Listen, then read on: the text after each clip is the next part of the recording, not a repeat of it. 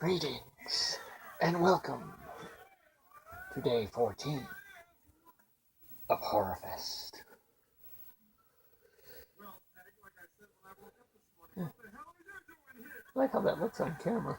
Anyway, let's see. Got a lot to cover tonight. Just got done watching.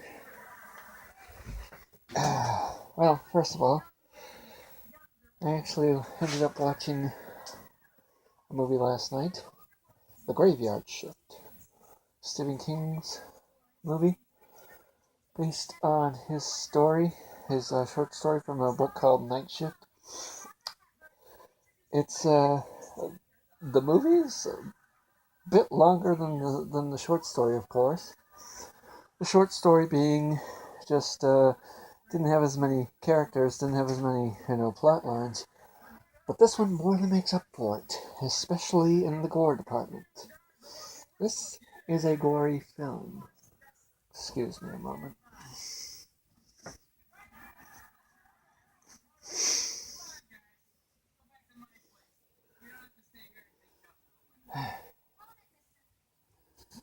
Anyway. There we are. That's better. Anyway, yeah. Where was I? Oh, yes. This is a pretty gory film for Stephen King. Stephen King usually, aside from Creepshow and maybe some of the Christine, I don't remember having that much gore. Cat's Eye, same. Yeah, it was more psychological horror in some points. But in this one, definite gore factor, which I have no problem with because it's basically takes place in a mill in Maine. It's actually filmed in Maine, which I thought was kind of cool. Takes place in Maine. It's called what the hell was it called?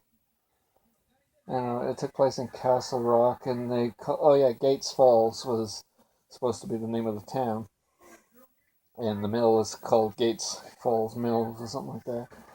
And these people, of course, they need the money. They're kind of ruled with an iron fist by this foreman named Warwick. Another actor in the film is Andrew Divoff. I don't know how to pronounce his name. Divoff. Anyway. Good actor, but I don't really know who he played. And I only say this because he's in another film, which I'm probably going to be reviewing soon, called Faust. He plays Mephistopheles in that one. So, I couldn't tell you who he played in this one. I thought it'd be the foreman, Warwick, but he didn't play Warwick. Warwick was played by another guy. And this guy, by the way, the guy who played Warwick, is a freaking awesome villain. This guy should go in the same category as Alan Rickman, or Bruce Payne, or Michael Wincott, or Lance Henriksen. Just in my opinion. But I don't know if he'll get as much notice. I don't know if he really had at that time. This came out in 1990. Let's see. The main character is named Hall, and I don't remember who he's played by. But he's basically a guy that went to college, comes to this town, decides he needs work, and basically what they have to do is they had to clean out this basement. They had to clean up this basement, and they had to clear all this factory stuff the whole mill itself is run down, and it should be condemned, of course. And this guy, Warwick, wants to make a profit. Well, aside from the fact that they do a lot of spoiler alert for a moment, and I don't mean to sound too graphic, for those of you that like animals, me included, they do kill off a bunch of rats in this film, but according to the ASPCA, they were all actually not really killed, so that was good. But more importantly than that, while they're all trying to kill the rats, there is something in the basement, and it's bigger than a rat, and it's hungry. Oh, it's very hungry. Oh, and as an added bonus point to this film, Brad Dourif plays the exterminator, which only got me to thinking, if Robert Ginty hadn't done the exterminator and Brad Dourif had done it, that film would be bloody, that film would be carnage-filled, and that film would be a riot to watch. But I also liked Robert Ginty's part, so, I'm kind of an alternate universe thought here with me on that one. Anyway, moving on. It's definitely a good film. I'd basically go out and buy it. I did, of course. A VHS copy. I'm still looking for it on DVD, truthfully. And now on to another film. A Grindhouse film. A definite Grindhouse film. I give to you Abel Ferrara in The Driller Killer. Abel Ferrara, for some reason, goes under the name Jimmy Lane as an actor. But he's basically a guy who's a struggling artist who basically loses his shit and goes after people with a power drill. But before getting to all that, let's go through the whole thing here. He lives in an apartment with two women, his girlfriend and her friend.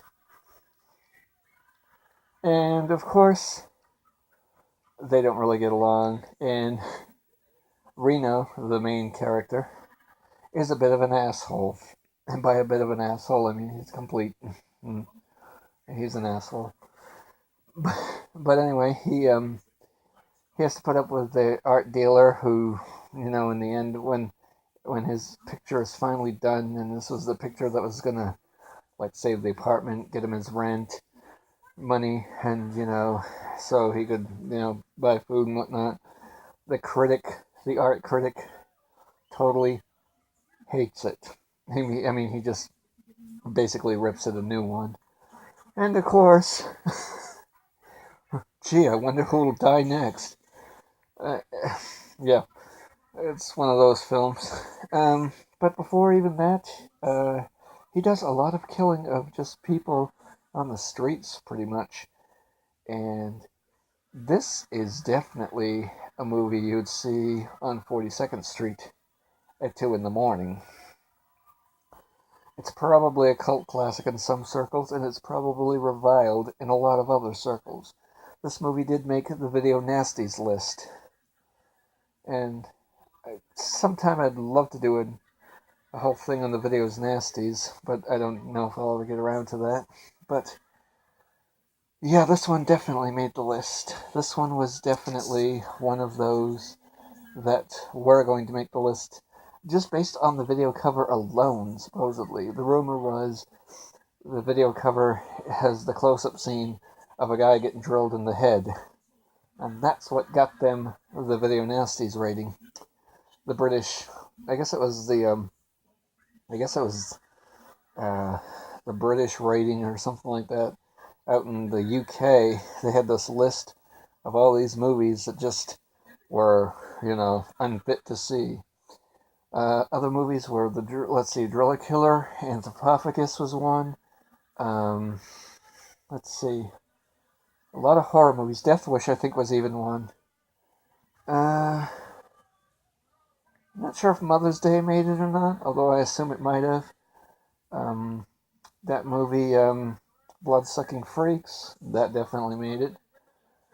Just the very, very hardcore, violent-filled horror and some action films that made this list. Truthfully, I'd love to get a box set of Video Nasties. That'd be, one thing to look into. But I don't know if they'll ever release that. Hopefully. But anyway, in any event, it's definitely a good Grindhouse movie. Definitely one to see In the month of October, sure. Any other months? Yeah, probably not. Probably, why not? I couldn't see it during, like, Christmas, but, yeah, I don't know. That's more Tarantino type of viewing for that particular season. Anyway, this has been the Grindhouse. We're on day 15 coming up. So until then, fare thee well. And before we go,